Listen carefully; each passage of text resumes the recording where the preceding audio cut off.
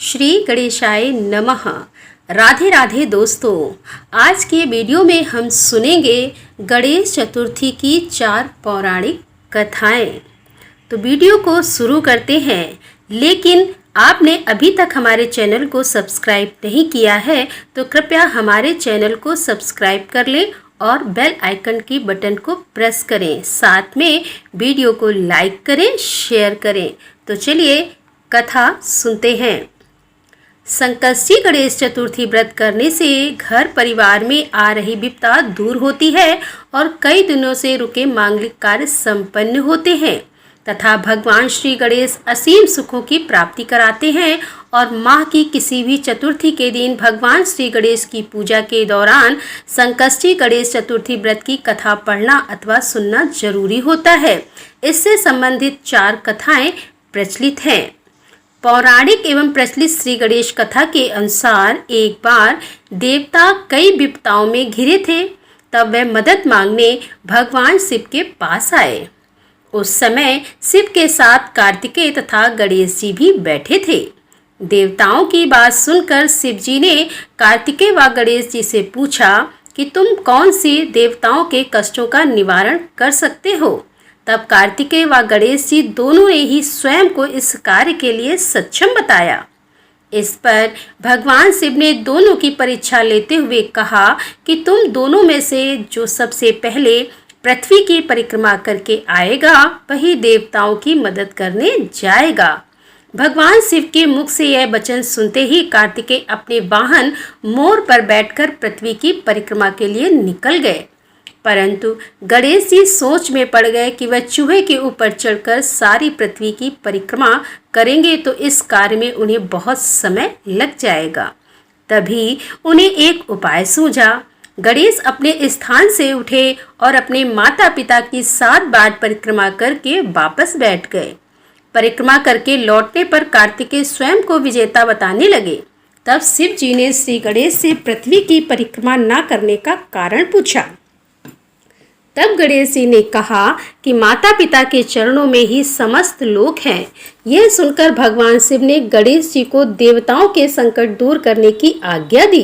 इस प्रकार भगवान शिव ने गणेश जी को आशीर्वाद दिया कि चतुर्थी के दिन जो तुम्हारा पूजन करेगा और रात्रि में चंद्रमा को अर्घ्य देगा उसके तीनों पाप यानी दैविक ताप तथा भौतिक ताप दूर होंगे। इस व्रत को करने से व्रतधारी के सभी तरह के दुख दूर होंगे और उसे जीवन के भौतिक सुखों की प्राप्ति होगी। चारों तरफ से मनुष्य की सुख समृद्धि बढ़ेगी और पुत्र पौत्र आदि धन ऐश्वर्य की कमी नहीं रहेगी। गणेश चतुर्थी की दूसरी व्रत कथा। एक समय की बात है कि राजा हरिश्चंद्र के राज्य में एक कुम्हार था। वह मिट्टी के बर्तन बनाता, लेकिन वे कच्चे रह जाते थे। एक पुजारी की सलाह पर उसने इस समस्या को दूर करने के लिए एक छोटे बालक को मिट्टी के बर्तनों के साथ आम में डाल दिया। उस दिन संकष्टी चतुर्थी का दिन था। उस बच्चे की मां अपने बेटे के लिए परेशान थी। उसने गणेश जी से बेटे की कुशलता की प्रार्थना की। दूसरे दिन जब कुम्हार ने सुबह उठकर देखा तो आवा में उसके बर्तन तो पक गए थे, लेकिन बच्चे का बाल बाका भी नहीं हुआ था। वह डर गया और राजा के दरबार में जाकर सारी घटना बताई। इसके बाद राजा ने उस बच्चे और उसकी मां को बुलवाया तो मां ने सभी तरह के विघ्न को दूर करने वाली संकष्टी चतुर्थी का वर्णन किया। इस घटना के बाद से महिलाएं संतान और परिवार सौभाग्य के लिए सकट चौथ का व्रत करने लगी। गणेश चतुर्थी की तीसरी व्रत कथा। एक समय की बात है कि विष्णु भगवान का विवाह लक्ष्मी जी के साथ निश्चित हो गया। विवाह की तैयारी होने लगी और सभी देवताओं को निमंत्रण भेजे गए, परंतु गणेश जी को निमंत्रण नहीं दिया। कारण जो भी रहा हो, अब भगवान विष्णु की बारात जाने का समय आ गया। सभी देवता अपनी पत्नियों के साथ विवाह समारोह में आए। उन सब ने देखा कि गणेश जी कहीं दिखाई नहीं दे रहे हैं। तब वे आपस में चर्चा करने लगे कि क्या गणेश जी को नहीं न्योता भेजा है या स्वयं गणेश जी ही यहाँ पर नहीं आए हैं। सभी को इस बात पर आश्चर्य होने लगा। तभी सबने विचार किया कि विष्णु भगवान से ही इसका कारण पूछा जाए।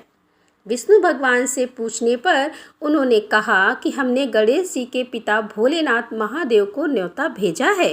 यदि गणेश जी अपने पिता के साथ आना चाहते हैं तो आ सकते हैं। अलग से न्योता देने की कोई आवश्यकता भी नहीं थी। दूसरी बात यह है कि उनको 1.25 मन मूंग, 1.25 मन चावल और 1.25 मन घी और 1.25 मन लड्डू का भोजन दिन भर में चाहिए।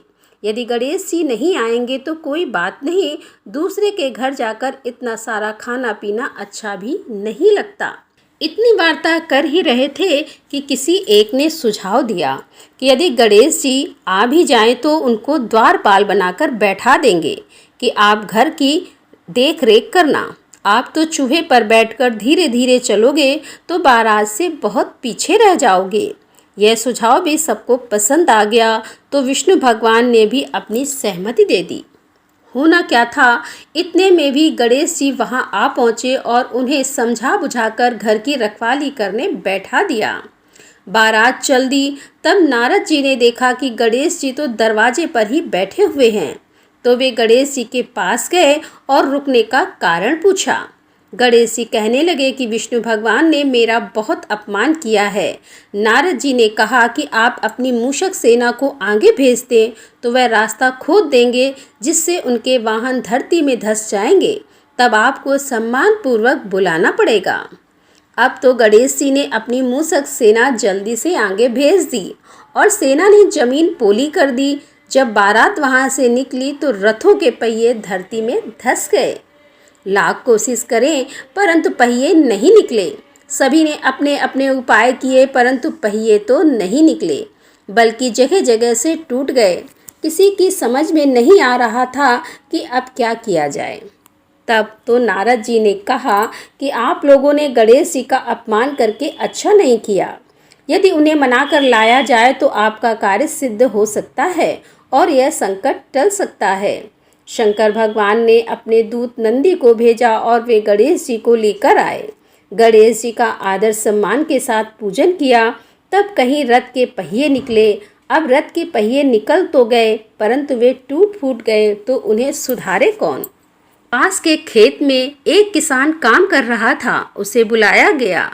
किसान अपना कार्य करने के पहले श्री गणेशाय नमः कहकर गणेश जी की वंदना मन ही मन करने लगा। देखते ही देखते किसान ने सभी पहियों को ठीक कर दिया। तब किसान कहने लगा कि हे देवताओं, आपने सर्वप्रथम गणेश जी को नहीं मनाया होगा और ना ही उनकी पूजन की होगी, इसीलिए तो आपके साथ यह संकट आया है।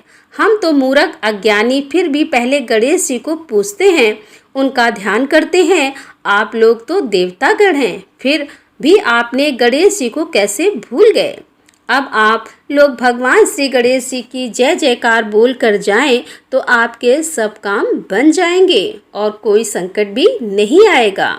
ऐसा कहते हुए बारात वहां से चल दी और विष्णु भगवान का लक्ष्मी जी के साथ विवाह संपन्न करा के सभी सकुशल घर लौट आए। तो हे गणेश महाराज जी, आपने जिस प्रकार विष्णु जी के काम को सिद्ध किया है वैसे सभी के काम को सिद्ध करना। बोलो गजानन भगवान की जय। गणेश चतुर्थी की चौथी कथा। श्री गणेश चतुर्थी व्रत की पौराणिक कथा के अनुसार एक बार भगवान शिव तथा माता पार्वती नर्मदा नदी के किनारे बैठे थे। वहां माता पार्वती ने भगवान शिव से समय व्यतीत करने के लिए चौपड़ खेलने को कहा। शिव चौपड़ खेलने के लिए तैयार हो गए, परंतु इस खेल में हार जीत का फैसला कौन करेगा, यह प्रश्न उनके समक्ष उठा। तो भगवान शिव ने कुछ तिनके एकत्रित कर उसका एक पुतला बनाकर उसकी प्राण प्रतिष्ठा कर दी और पुतले से कहा कि बेटा, हम चौपड़ खेलना चाहते हैं, परंतु हमारी हार जीत का फैसला करने वाला कोई नहीं है, इसीलिए तुम बताना कि हम दोनों में से कौन हारा और कौन जीता। उसके बाद भगवान शिव और माता पार्वती का चौपड़ खेलना शुरू हो गया। यह खेल 3 बार खेला गया और संयोग से तीनों बार माता पार्वती ही जीत गईं। खेल समाप्त होने के बाद बालक से हार जीत का फैसला करने के लिए कहा गया, तो उस बालक ने महादेव को विजयी बताया। यह सुनकर माता पार्वती को क्रोधित हो गई और क्रोध में उन्होंने बालक को लंगड़ा होने और कीचड़ में पड़े रहने का श्राप दे दिया। बालक ने माता पार्वती से माफ़ी मांगी और कहा कि यह मुझसे अज्ञानतावश ऐसा हुआ है, मैंने किसी द्वेष भाव में ऐसा नहीं किया। बालक द्वारा क्षमा मांगने पर माता ने कहा कि यहाँ गणेश पूजन के लिए नाग कन्याएं आएंगी, उनके कहे अनुसार तुम गणेश व्रत करो, ऐसा करने से तुम मुझे प्राप्त करोगे। यह कहकर माता पार्वती शिव के साथ कैलाश पर्वत पर चली गईं। 1 वर्ष के बाद उस स्थान पर नाग कन्याएं आईं। तब नाग कन्याओं से श्री गणेश के व्रत की विधि मालूम करने पर उस बालक ने 21 दिन लगातार गणेश जी का व्रत किया। उसकी श्रद्धा से गणेश जी प्रसन्न हुए और उन्होंने बालक को मनोवांछित फल मांगने के लिए कहा। उस पर उस बालक ने कहा कि हे विनायक, मुझ में इतनी शक्ति दीजिए कि मैं अपने पैरों से चलकर अपने माता पिता के साथ कैलाश पर्वत पर पहुंच सकूं और वे यह देख प्रसन्न हों। तब बालक को वरदान देकर श्री गणेश अंतर ध्यान हो गए। इसके बाद वह बालक कैलाश पर्वत पर पहुंच गया और कैलाश पर्वत पर पहुंचने की अपनी कथा उसने भगवान शिव को सुनाई। चौपड़ वाले दिन से माता पार्वती शिव जी से विमुख हो गई थीं। अतः देवी के रुष्ट होने पर भगवान शिव ने भी बालक के बताए अनुसार 21 दिनों तक श्री गणेश का व्रत किया। इस व्रत के प्रभाव से माता पार्वती के मन से भगवान शिव के लिए जो नाराजगी थी वह समाप्त हो गई। तब तक यह व्रत विधि भगवान शंकर ने माता पार्वती को बताई। यह सुनकर माता पार्वती के मन में भी अपने पुत्र कार्तिकेय से मिलने की इच्छा जागृत हुई।